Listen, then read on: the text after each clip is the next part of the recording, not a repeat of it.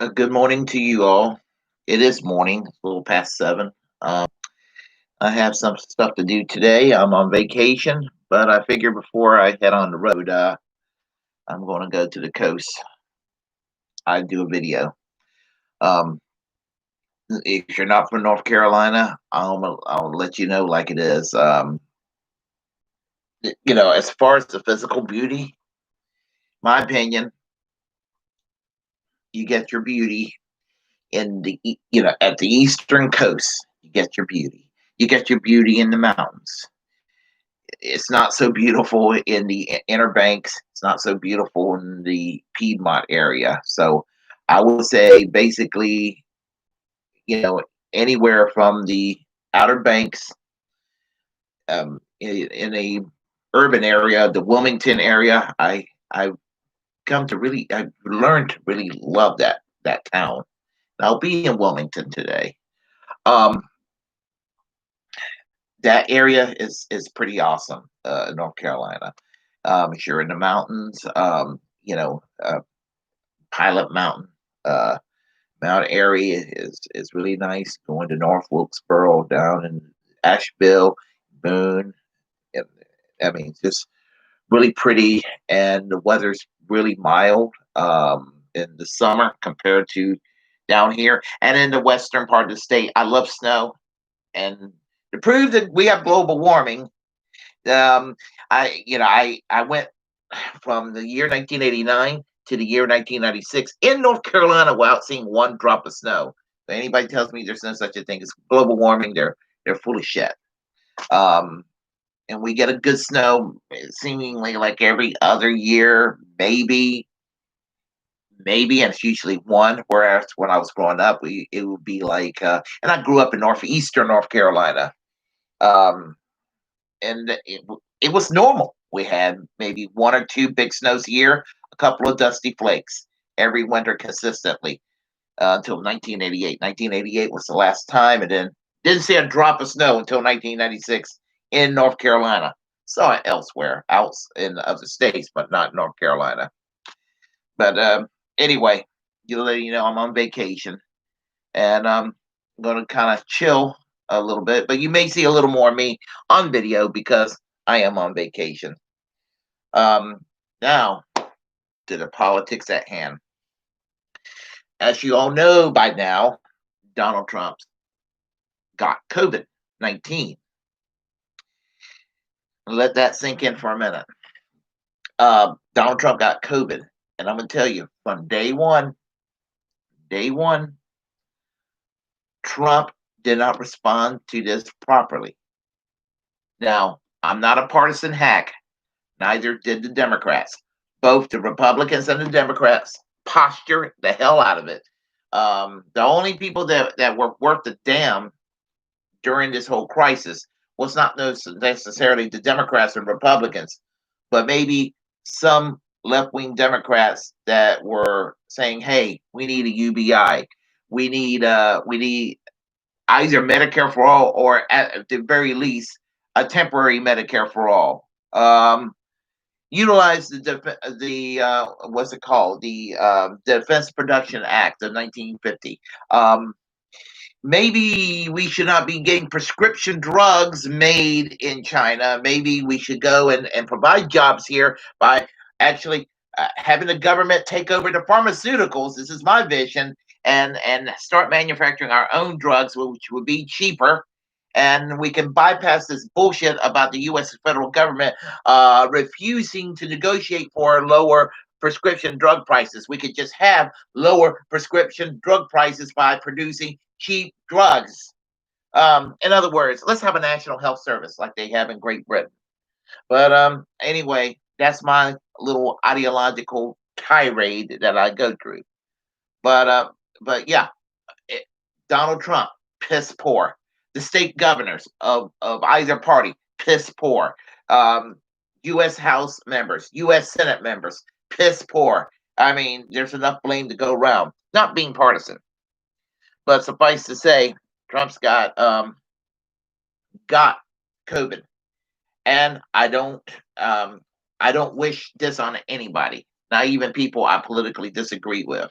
Uh, I've said this before, and I'll probably be saying it again because I just need to have this stressed out. I take no delight in other people's suffering. It runs contrary to everything I've ever believed in. And yes, I wish Donald Trump a full recovery. I wish him political failure on election day, but I wish him a full recovery, and I hope that his life, as far as his personal health, gets back to normal. But but I want to talk about the partisanship over people's the opposition's misfortune, and it goes across both sides. And honestly, shame on anybody on the left that takes delight in Donald Trump's misfortune of getting COVID, or anybody in his administration, Melania, their son Barron, and all the Chris Christie, and all these people in the administration. Even the worst person probably in the administration at the moment, Stephen Miller. Honestly, nobody. I don't want anybody to have COVID. It, you know, I just don't. A few months ago when Rush Limbaugh, what was that, lung cancer he got, and the Trump giving Rush Limbaugh the presidential Medal of Honor for freedom, and some people on the left wishing harm on Rush Limbaugh because of his cancer. Kyle Klinsky was talking about it, and I take the position Kyle Klinsky says, and he says that I am opposed to President Trump giving Rush Limbaugh the Congressional Medal of Honor for freedom, but I'm also opposed to Rush Limbaugh having cancer, and that's my position too, with regard to Rush Limbaugh and regard to Donald Trump. I don't want the man to have COVID-19. Don't want anybody to have COVID-19, and shame on anybody that's on the left that takes delight over the misfortune of people that they politically disagree with. But I don't want to sound like Tim Pool and Dave Rubin that just finds nothing but faults with the left and find virtue on the right.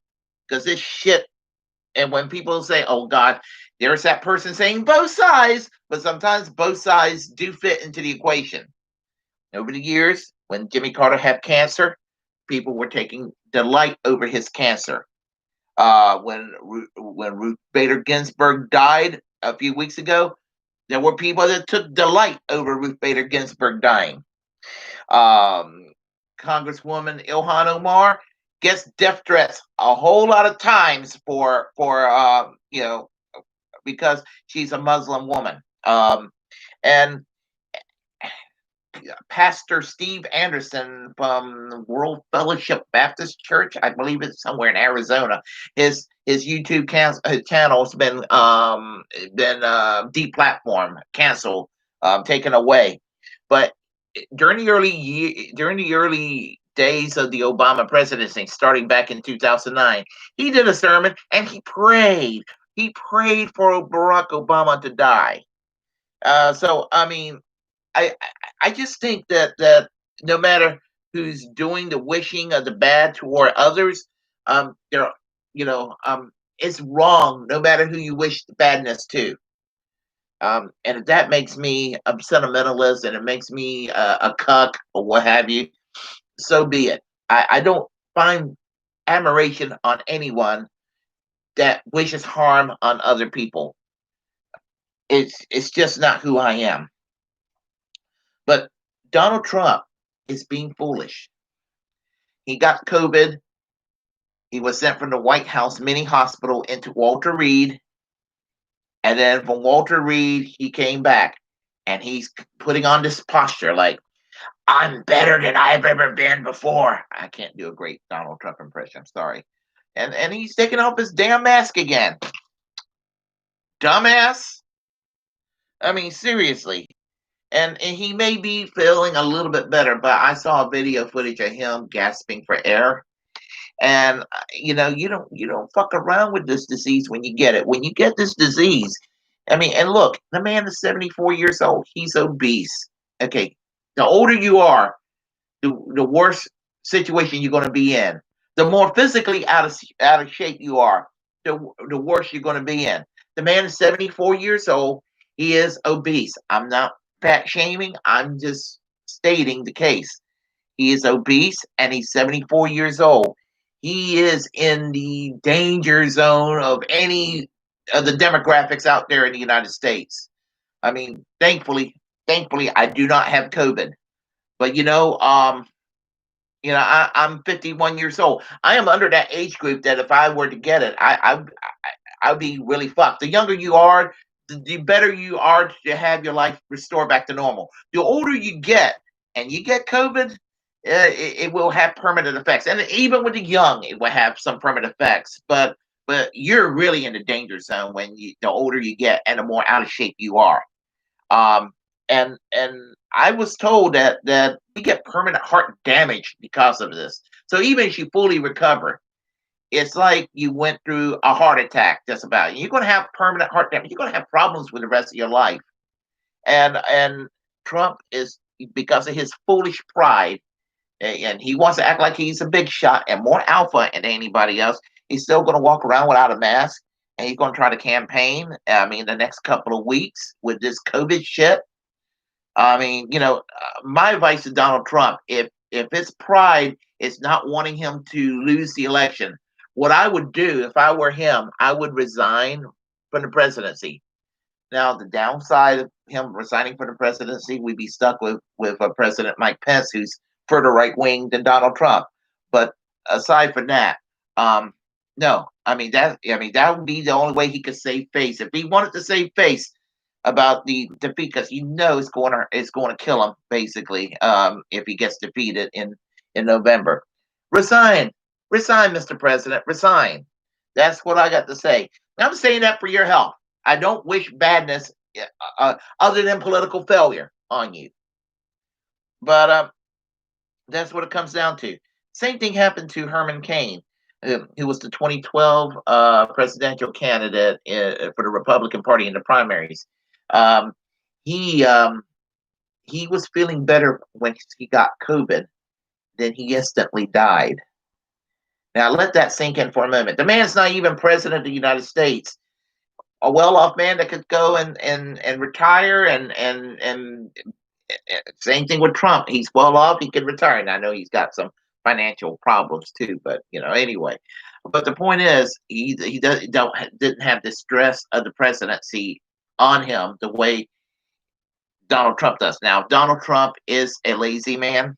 He's lazy. He's nothing but a figurehead, really. It's been Mike Pence who's been governing in the past 4 years. So that conventional Republican campaign that he did in 2016 went to the side because he wanted to go around making speeches and feeling good about making speeches and acting like he's on the campaign trail permanently. So Mike Pence is behind the scenes doing the day-to-day work of the presidencies and all that, which is why the corporatism continue and the neocon foreign policies continue. And so Trump is just walking around being a figurehead, and he's lazy, and he really doesn't take the presidency as serious as somebody should for this sort of job.